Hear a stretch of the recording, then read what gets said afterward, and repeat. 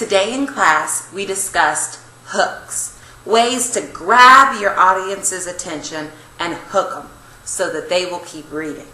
I've asked you to come up with another way that you can begin your memoir, and then to compare and contrast the two different hooks to see which is better. For example, Jimmy always knew he wanted to be a firefighter. Okay, that beginning tells me the main idea of my paper, but let's try something different. Smoke. I could hardly breathe.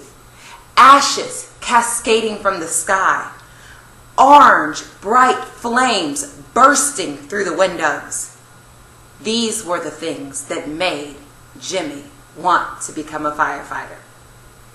The second example really gets the audience involved by using descriptive language, sensory details, and color words. So I want you to take some time this weekend and review hooks and look at the most effective way to begin your memoir. After you've chosen your most effective hook, take a second and read your ending, your conclusion. Your conclusion must do two things. One, it needs to summarize the main idea of the memoir. And two, it needs to leave your reader with a life lesson. Let's look at some ways to create effective conclusions. An ending is the final touch. One way, you can restate your main points. Tell us a brief summary of the things that you went through in your memoir. You can also state what is important or interesting about your story.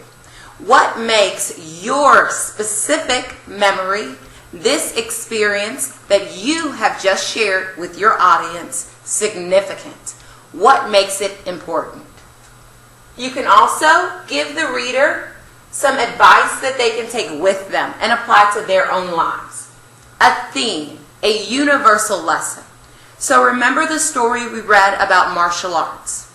Although the author told us how martial arts changed his life, he also gave us a life lesson that we could take with us. A lesson about courage, bravery, and staying true to who you are.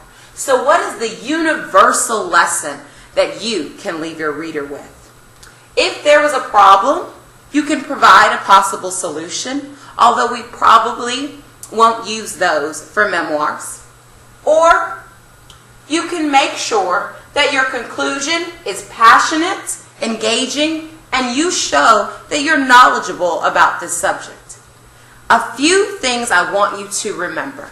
Conclusions need to summarize what mainly happened in the story, and they need to leave your audience with a life lesson, a theme.